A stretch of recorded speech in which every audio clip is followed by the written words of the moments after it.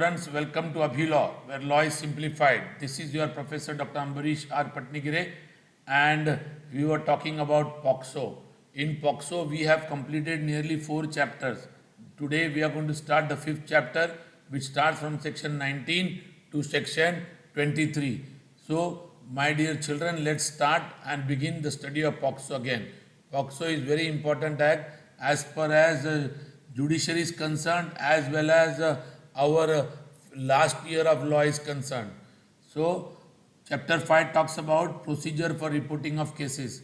Means if you find anyone who is the victim of POCSO, or if anybody has committed an offense, then we need to report the cases. Where to report the cases? So let's study section 19 and subsection 1.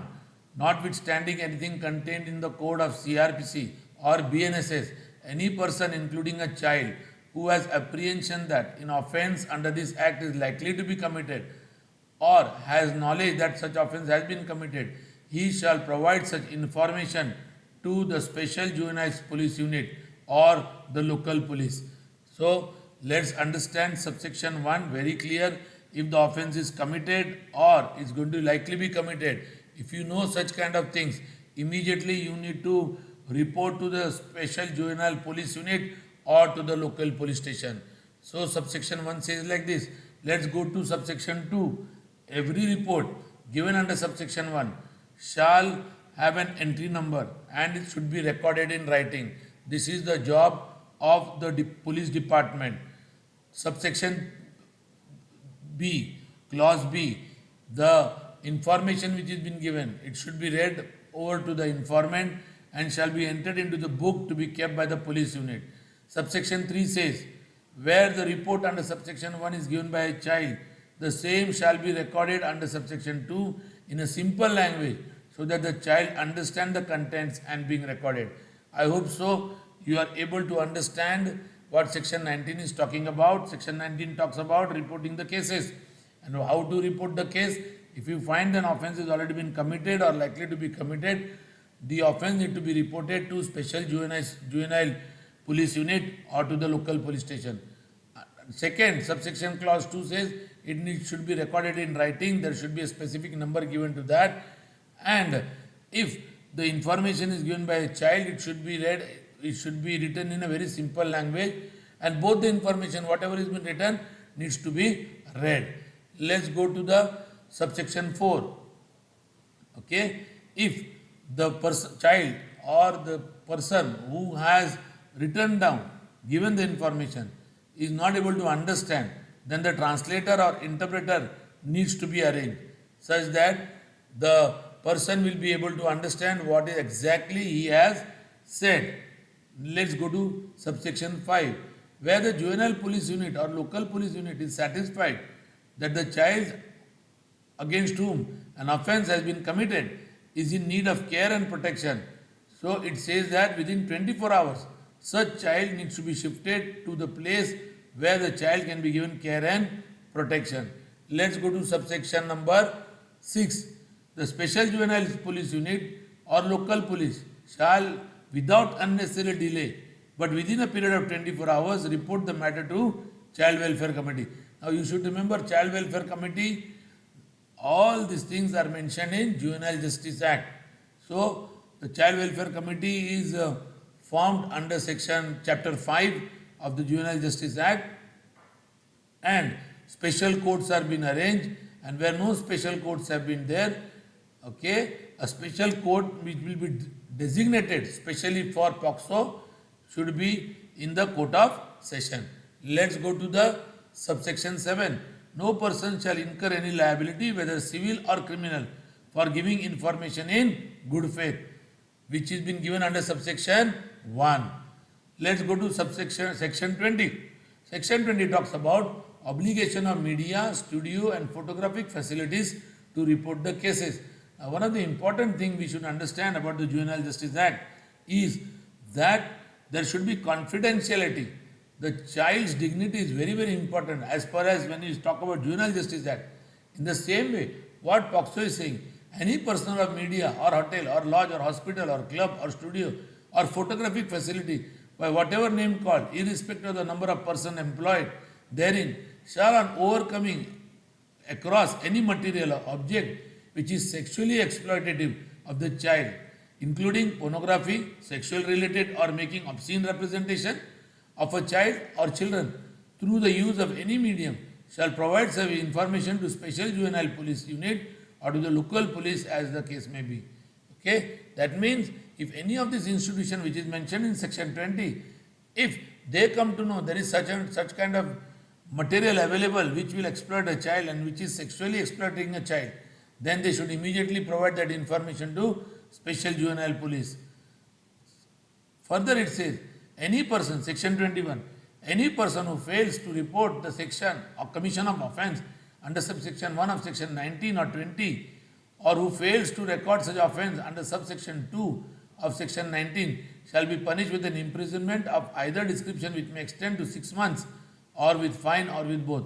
Very clearly it has been said that it is a mandatory, if you come to know such kind of offence has been committed or likely to be committed, which needs to be reported under section 19 of subsection 1, or if the media or any photographic facilities or any club or any hotel, they came to know any pornographic material has been made of which can exploit a child sexually, then it needs to be reported. And if it has not been reported, then the punishment is for 6 months, fine, or both. Subsection 2 says, any person being in charge of any company or institution by whatever name called, who fails to report the commission of an offence under subsection 1 of section 19 in respect of subordinate under his control, shall be punished with imprisonment for a term which may extend to 1 year and with fine. Please remember, if you are the head of the institution and somebody comes and reports to you about POCSO crime, it needs to be immediately intimated to Juvenile Police Act or to the Juvenile Police Unit or to the local police unit. And if you fail so, again you will be punished under this section.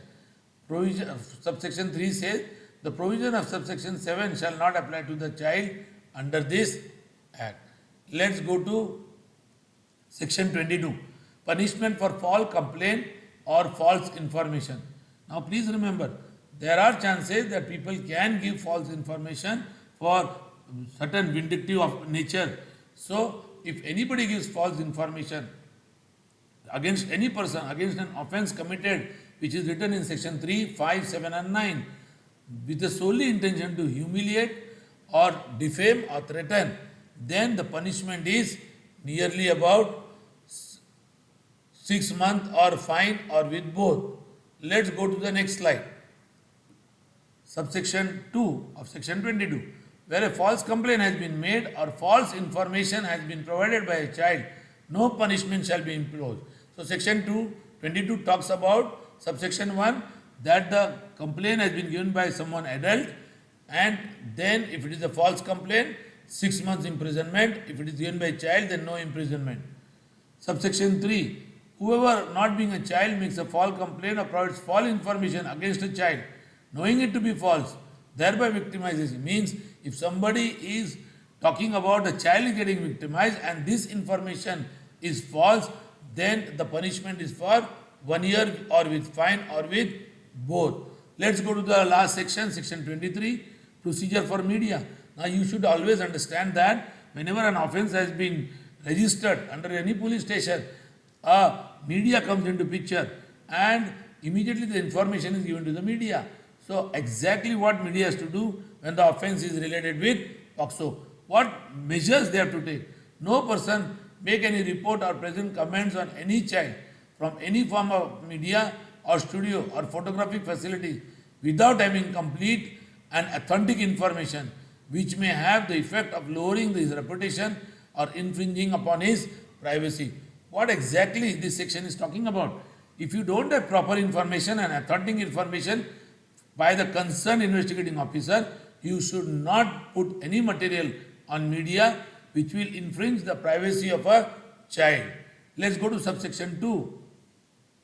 No report in any media shall disclose the identity of the child, including his name, address, photographs, family details, school, neighborhood, and nothing of this child should be disclosed. Okay? Because of the interest of the child. Subsection 3. If anybody does this, then the publisher or owner of the media or studio or the photography facility shall be jointly and severely liable for the act and the omission of his employees. Subsection 4. Any person who contravenes the provision of subsection 1 or subsection 2 shall be liable with the punishment for a period not less than 6 months, which can be extended to 1 year, or with fine, or with both. I hope so. You have understood regarding the procedure which is being mentioned in chapter number 5, how to report cases. If you have any query, you can put it on the link or on the comment. And if you have liked the video, please put a like and share with your friends. I hope so that everybody has understood chapter 5. Let's wait for the next video when we go for chapter 6. Thank you so much.